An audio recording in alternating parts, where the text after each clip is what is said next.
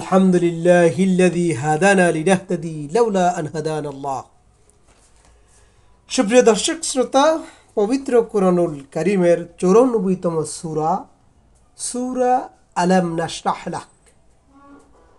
সূরাটির নামকরণ সূরার প্রথম শব্দ দুটি থেকেই এর নামকরণ হিসাবে গণ্য করা হয়েছে। সূরার নাজিলের সময়কাল। সূরা আদ-দুহার সাথে এর বিষয়বস্তুর গভীর মিল দেখা যায়। এ থেকে মনে হয় সূরা দুটি প্রায় একই সময়ে একই অবস্থার প্রেক্ষিতে নাজিল করা হয়েছে। হযরত আব্দুল্লাহ ইবনে আব্বাস রাদিয়াল্লাহু তাআলা আনহু বলেন, মক্কায় মুআজ্জামায় সূরা আদ-দুহার পরপরই এই সূরাটি নাজিল হয়। সূরার বিষয়বস্তু বা মূল বক্তব্য। এই সূরাটির উদ্দেশ্য রাসূল সাল্লাল্লাহু আলাইহি ওয়াসাল্লামকে সান্ত্বনা দান করা। নবুয়ত লাভ করার পর ইসলামী দাওয়াতের কাজ শুরু করার সাথে সাথে তাকে যেসব অবস্থার সম্মুখীন হতে হয়, নবুয়ত লাভের আগে তাকে কখনো তেমন অবস্থার মুখোমুখি হতে হয়নি। নবুয়তের আগে যিনি ছিলেন আল আমিন নামে ভূষিত, ঠিক নবুয়ত প্রাপ্তির পর সকলের কাছে তিনি হয়ে গেলেন আতঙ্কের বিষয়। তিনি সকলের কাছে হয়ে গেলেন নিন্দার বিষয়। তার নিজের জীবনে ছিল একটি মহাবিপ্লব। নবুয়তপূর্ব জীবনে এ ধরনের কোনো বিপ্লবের ধারণাও তার ছিল না। তিনি ইসলাম প্রচারের কাজ শুরু করার সাথে সাথেই দেখতে দেখতে সমগ্র সমাজ তার দুশমনে পরিণত হয়ে যায়। অথচ পূর্বে এই সমাজ তাকে বড়ই মর্যাদা দিত, মর্যাদার দৃষ্টিতে দেখত। যেসব আত্মীয় স্বজন, বন্ধু বান্ধব, গোত্রীয় লোকজন ও মহল্লাবাসী ইতিপূর্বে তাকে মাথায় তুলে রাখত, তারাই এখন তাকে গালাগালিজ করতে থাকে। মক্কা এখন আর কেউ তার কথা শুনতে প্রস্তুত ছিল না। পথে তাকে দেখলেই লোকেরা শীষ দিত, যা তা মন্তব্য করত। প্রতি পদে পদে তিনি সংকটের সম্মুখীন হয়ে থাকেন। যদিও ধীরে ধীরে এসব অবস্থার মোকাবেলা করতে তিনি অভ্যস্ত হয়ে ওঠেন, কিন্তু তবুও এই প্রথম দিকের দিনগুলো তার জন্য ছিল বড়ই কঠিন। এগুলি তার মনোবল ভেঙে দেওয়ার জন্যই যথেষ্ট ছিল। এজন্য তাকে সান্ত্বনা দেওয়ার উদ্দেশ্যে প্রথমে সূরা আদ-দুহা এবং পরে এই সূরাটি আল্লাহ সুবহানাহু ওয়া তাআলা নাজিলের মাধ্যমে প্রিয় নবী হযরতে মুহাম্মদ মুস্তাফা সাল্লাল্লাহু আলাইহি ওয়াসাল্লামকে সান্ত্বনা দিলেন। এই সূরায় মহান আল্লাহ পাক রব্বুল আলামিন প্রথমে তাকে জানিয়ে দিয়েছেন, আমি তোমাকে 3টি বিরাট বিরাট নেয়ামত দান করেছি। এগুলির উপস্থিতিতে তোমার মানসিক দিক দিয়ে ভেঙে পড়ার কোনো কারণ নেই। তার মধ্যে একটি হচ্ছে হৃদয় দেশ উন্মুক্ত করে দেওয়ার নেয়ামত। দ্বিতীয় নিয়ামতটি হচ্ছে নবুয়ত লাভের পূর্বে যে ভারী বোঝা তোমার কোমর ভেঙে দিচ্ছিল, তা কি আমি তোমার উপর থেকে নামিয়ে দেইনি? তৃতীয়টি হচ্ছে সুনাম ও সুখ্যাতিকে উচ্চ আসনে প্রতিষ্ঠিত করার নিয়ামত। এই নিয়ামতটি তার চেয়ে বেশি আর কাউকে দেওয়া তো দূরের কথা, তার সমানও কাউকে কখনো দেওয়া হয়নি। সামনের দিকের ব্যাখ্যায় আমি 3টি নিয়ামত বলতে কি বোঝানো হয়েছে ইনশাআল্লাহ তা উপস্থাপন করব। সূরার আয়াতের ব্যাখ্যায় আমি তা উপস্থাপন করব। নিয়ামতগুলি ছিল যে বিস্তারিত তা হলো, এরপর বিশ্বজাহানের প্রভু তার বান্দা ও রাসূলকে এই মর্মে নিশ্চয়তা দান করেছেন যে সমস্যা সংকটের যে যুগের মধ্য দিয়ে তুমি এগিয়ে চলছ, এটা কোনো সুদীর্ঘ যুগ নয়, বরং এখানে সমস্যা সংকট সংকীর্ণতার সাথে সাথে প্রশস্ততার যুগও চলে আসছে।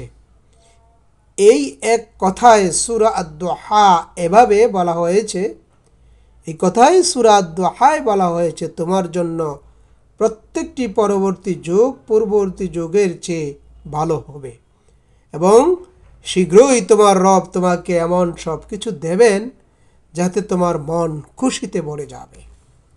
সবশেষে নবী সাল্লাল্লাহু আলাইহি ওয়াসাল্লামকে উপদেশ দেওয়া হয়েছে প্রাথমিক যুগে এসব কঠিন অবস্থা মোকাবেলা করার শক্তি তোমার মধ্যে সৃষ্টি হবে একটি মাত্র জিনিসের সাহায্যে, সেটি হচ্ছে নিজের কাজকর্ম থেকে ফুসরত পাবার সাথে সাথেই তুমি পরিশ্রম পূর্ণ ইবাদত ও আধ্যাত্মিক সাধনায় লিপ্ত হয়ে যাও আর সমস্ত জিনিস থেকে মুখ ফিরিয়ে নিয়ে নিজের রবের সাথে সম্পর্ক স্থাপন করো। এটা সেই একই উপদেশের পুনরাবৃত্তি যা সূরা মুজাম্মিলের 9 নম্বর আয়াতে আরও বেশি বা বিস্তারিতভাবে আল্লাহ সুবহানাহু তাআলা উপদেশ প্রদান করেছেন। সূরাটি আল্লাহ সুবহানাহু তাআলা বলেন, বিসমিল্লাহির রহমানির রহিম, ألم نشرح لك صدرك ووضعنا عنك وزرك الذي أنقض ظهرك ورفعنا لك ذكرك فإن مع العسر يسرا إن مع العسر يسرا فإذا فرغت فانصب وإلى ربك فارغب। সরল অনুবাদ, হে নবী, আমি কি তোমার বক্ষদেশ তোমার জন্য উন্মুক্ত করে দেইনি? আমি তোমার উপর থেকে ভারী বোঝা নামিয়ে দিয়েছি যা তোমার কোমর ভেঙে দিচ্ছিল, আর তোমার জন্য তোমার খ্যাতির কথা বুলন্দ করে দিয়েছি। আসলে সংকীর্ণতার সাথেই প্রশস্ততা রয়েছে, কাজেই যখন অবসর পাও ইবাদতের কঠোর শ্রমে লেগে যাও এবং নিজের রবের প্রতি মনোযোগী হও। আল্লাহ পাক রব্বুল আলামিন সূরায় যে কথাগুলি বলেছেন, এই কথাগুলির ব্যাখ্যায় মুফাসসিরিন কেরামগণ যে ব্যাখ্যা প্রদান করেছেন তা আমি আপনাদের সামনে উপস্থাপন করছি। ব্যাখ্যা 1, এই প্রশ্নটি সহকারে বক্তব্য শুরু করায় এর পরবর্তী বক্তব্য যেভাবে উপস্থিত করা হয়েছে তা থেকে প্রকাশ হয় ইসলামী দাওয়াতের কাজ শুরু করার পর প্রথম যুগে রাসূলুল্লাহ সাল্লাল্লাহু আলাইহি ওয়াসাল্লাম যেসব কঠিন বিপদ ও সমস্যার সম্মুখীন হন সেগুলি তাকে ভীষণভাবে পেরেশান করে রেখেছিল। এ অবস্থা আল্লাহ তাআলা তাকে সম্বোধন করে সান্ত্বনা দিয়ে বলেন, হে নবী, আমি কি তোমার প্রতি অমুক মেহেরবানি করিনি? তাহলে এই প্রাথমিক সংকটগুলোর মুখোমুখি হয়ে তুমি পেরেশান হচ্ছ কেন? রাসূলুল্লাহ সাল্লাল্লাহু আলাইহি ওয়াসাল্লামকে আল্লাহ পাক রব্বুল আলামিন সান্ত্বনা দিয়েছেন এবং স্মরণ করে দিয়েছেন যে আমি আপনার এই সমস্যাগুলি সমাধান করে দিয়েছি, সংকটগুলো সমাধান করে দিয়েছি এবং আপনি এই জন্য কেন পেরেশান হচ্ছেন? কোরআনুল মাজিদে যেসব জায়গায় বক্ষদেশ উন্মুক্ত করে দেওয়ার শব্দ ব্যবহার করা হয়েছে সেগুলির প্রতি দৃষ্টি দিলে সেগুলির দুটি অর্থ জানা যায়।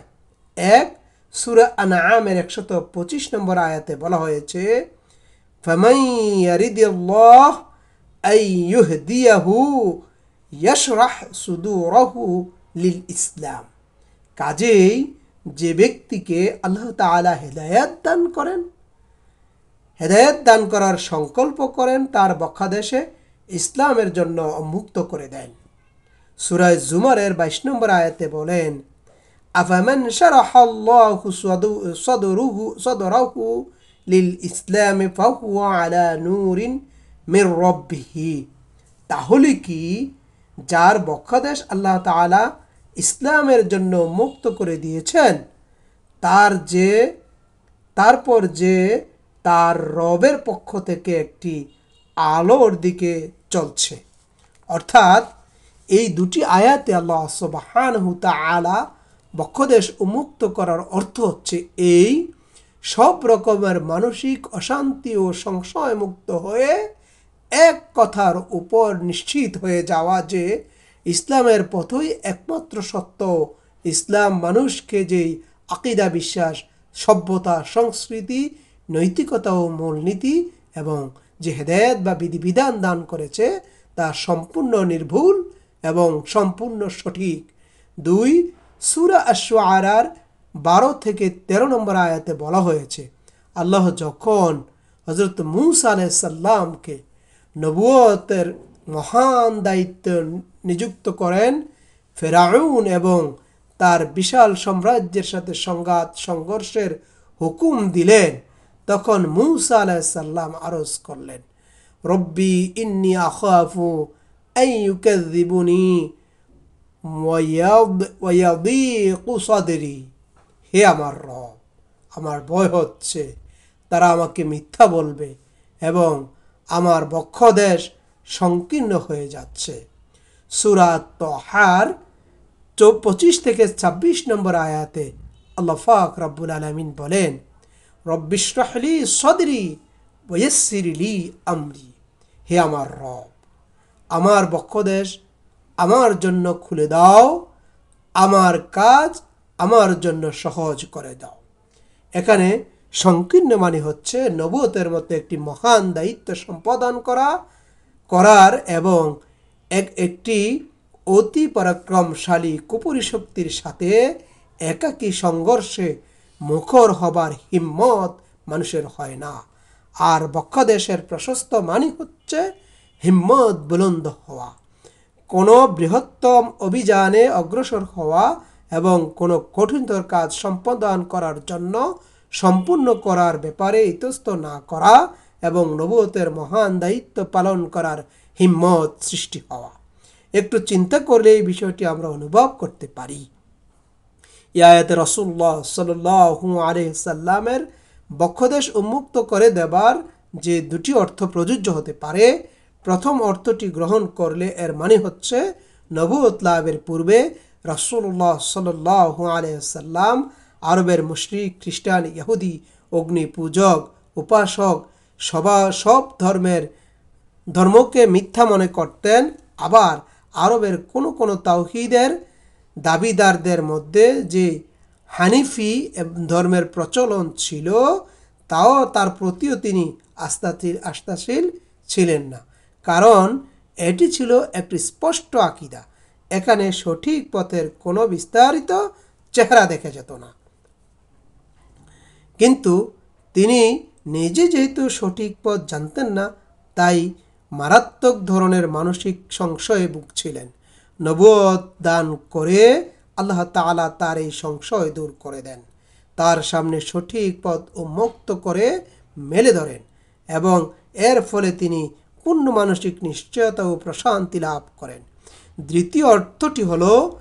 দ্বিতীয় অর্থটির দৃষ্টি দিলে, দ্বিতীয় অর্থটির প্রতি যদি আমরা তাকাই, এর মানে হয় নবুয়ত দান করার সাথে সাথে এই মহান দায়িত্বের বোঝা উঠাবার জন্য যে ধরনের মনোবল, সাহস, সংকল্প, দৃঢ়তা এবং মানসিক উদারতা ও প্রশস্ততার প্রয়োজন তা আল্লাহ তাআলা তাকে দান করেন।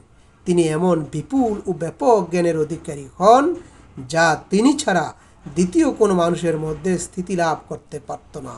তিনি এমন বাস্তব বুদ্ধি ও কলাকৌশলের অধিকারী হন যা বৃহত্তম বিকৃতি দূর এবং সংশয় করার যোগ্যতাও কারো ছিল না, কেউ রাখত না।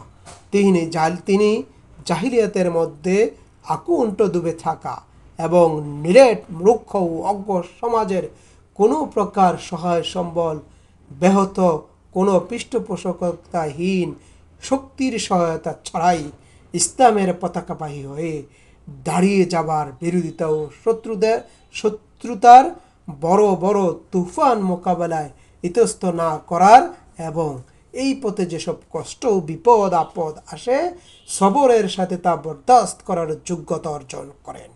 কোনো শক্তি তাকে নিজের অবস্থান থেকে এক বিন্দু সরিয়ে দেওয়ার ক্ষমতা রাখত না।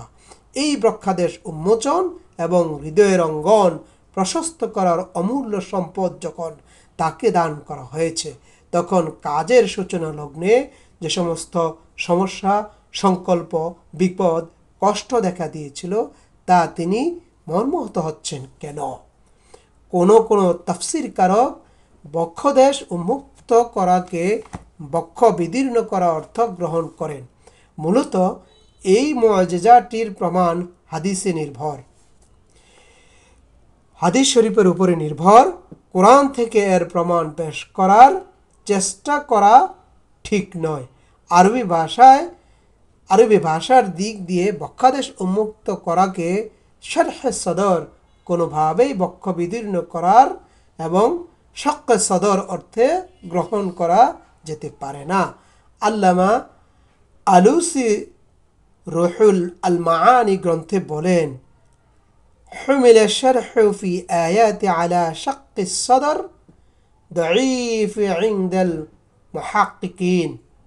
গবেষক আলেমগণের মতে এই আয়াতে উন্মুক্ত করাকে বিদীর্ণ করা অর্থে ব্যবহার করাটা একটি দুর্বল কথা ছাড়া আর কিছুই নয়।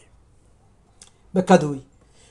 কোনো মুফাসসিরিন কেরাম এর অর্থ এইভাবে নিয়েছেন যে নবুয়তের পূর্বে জাহিলি যুগে রাসূলুল্লাহ সাল্লাল্লাহু আলাইহি ওয়াসাল্লাম এমন কিছু ত্রুটি করেছিলেন যেগুলির চিন্তায় তিনি অত্যন্ত পেরেশান থাকতেন, যেগুলো তার কাছে অত্যন্ত ভারী মনে হতো।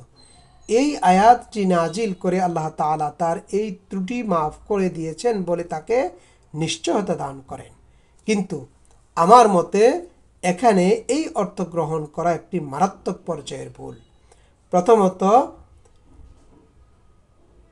উইজরুন শব্দের অর্থ এই যে অবশ্যই গুনাহ থেকে গুনাহ হতে হবে তা নয়, বরং ভারী বোঝার অর্থ এই শব্দটি ব্যবহার করা হয়।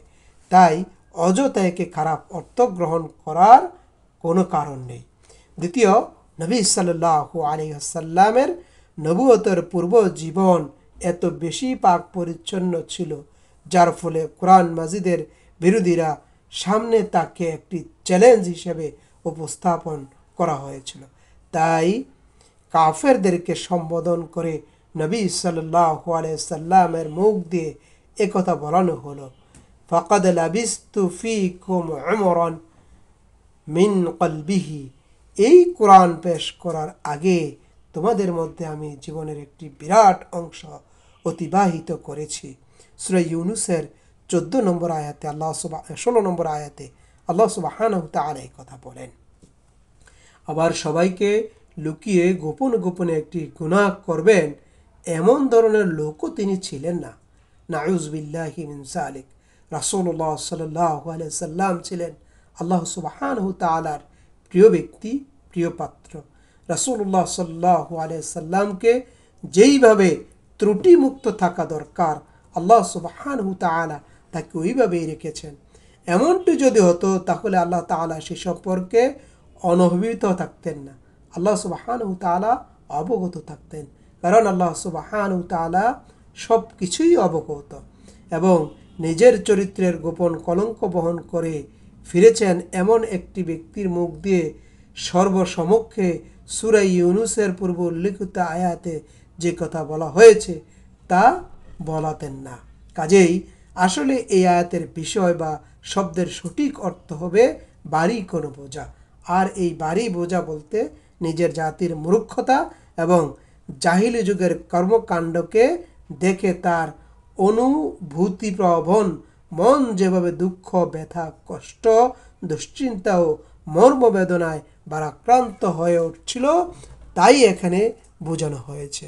তিনি দেখছিলেন লোকেরা হাতে বানানো মূর্তির পূজা করছে, চারদিকে শিরক আর শিরিক, উৎপাদিত কল্পনা ও শিরিক, কুসংস্কারের ছড়াছড়ি, নির্লজ্জতা, অশ্লীলতা, নৈতিক চরিত্রের অবনতি গোটা সমাজে ছড়িয়ে পড়েছে। সমাজে জুলুম, নিপীড়ন, লেনদেনের ক্ষেত্রে বিপর্যয় ছিল অত্যন্ত ব্যাপক, শক্তিশালী, পাঞ্জার নিচে শক্তিশালীদের পাঞ্জার নিচে শক্তিহীনেরা পিষে মরছিল, মেয়েদের জীবন্ত কবর দেওয়া হচ্ছিল, এক গোত্র অন্য গোত্রের উপর অতর্কিত আক্রমণ চালিয়ে লুটতরাজ করত। কোনো কোনো ক্ষেত্রে শত শত বছর পর্যন্ত চলতে থাকত প্রতিশোধমূলক লড়াইয়ের জের। কারো পেছনে শক্তিশালী দলীয় শক্তি ও মজবুত জনবল না থাকলেও তার ধন, প্রাণ, ইজ্জত, আবরুর সংরক্ষিত থাকত না। এই অবস্থা দেখে তিনি মনে মনে অত্যন্ত ক্ষুব্ধ ও মর্মাহত হতেন, কিন্তু এই গলদ দূর করার কোনো পথই তিনি দেখছিলেন না। এই চিন্তার তার কোমর ভেঙে গিয়েছিল। মহান আল্লাহ পাক রব্বুল আলামিন হেদায়েতের পথ দেখিয়ে এই বিরাট বোঝা তার উপর থেকে নামিয়ে দিয়েছিলেন। নবুয়তের দায়িত্বে সমীচীন হতেই তিনি জানতে পেরেছিলেন তাওহীদ, রিসালাত ও আখিরাতের উপর ঈমান আনা এমন একটি চাবিকাঠি যা দিয়ে মানব জীবনের সব রকমের বিকৃতির তালা খোলা যেতে পারে এবং জীবনের সকল দিকে সংশোধনের পথ পরিষ্কার করা যেতে পারে। মহান আল্লাহ তাআলা এই পথ নির্দেশনা এবং তার মানসিক দুশ্চিন্তার সমস্ত বোঝা হালকা করে দিয়েছিলেন।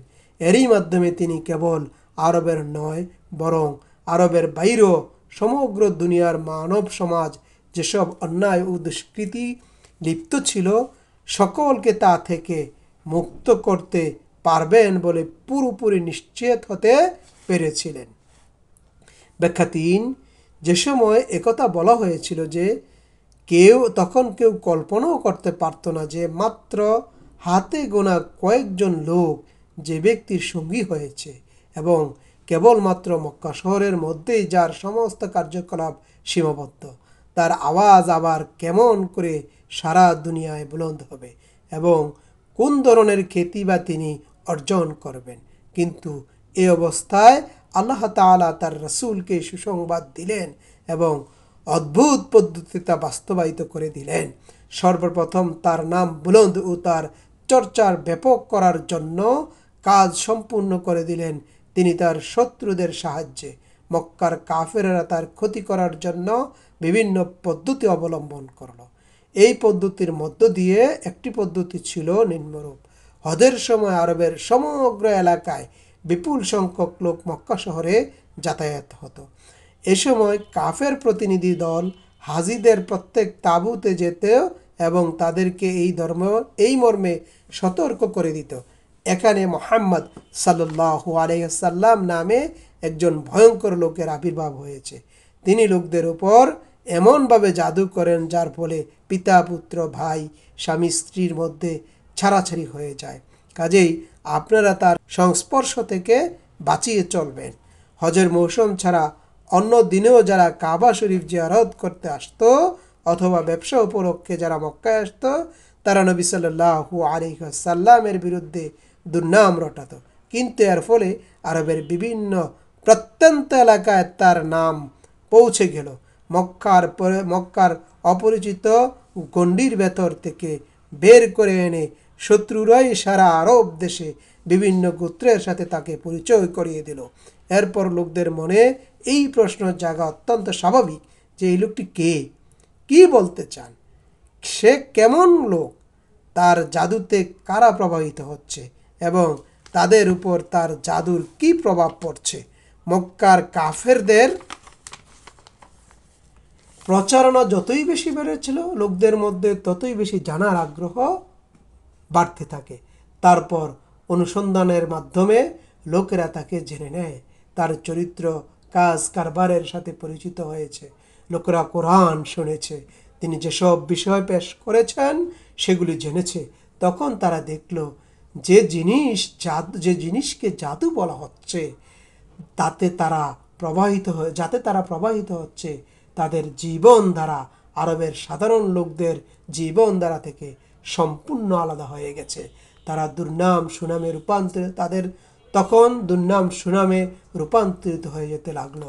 এমনকি হিজরতের আগে এমন অবস্থার সৃষ্টি হয়ে গেল যার ফলে দূরের ও কাছের এমন কোনো আরব গোত্রই ছিল না যারা কোনো না কোনো লোক বা পুরো পরিবার ইসলাম গ্রহণ করেননি এবং যার কিছু কিছু লোক রাসূলুল্লাহ সাল্লাল্লাহু আলাইহি সাল্লাম এবং তার দাওয়াতের প্রতি সহানুভূতিশীল ও আগ্রহী হয়ে ওঠেননি।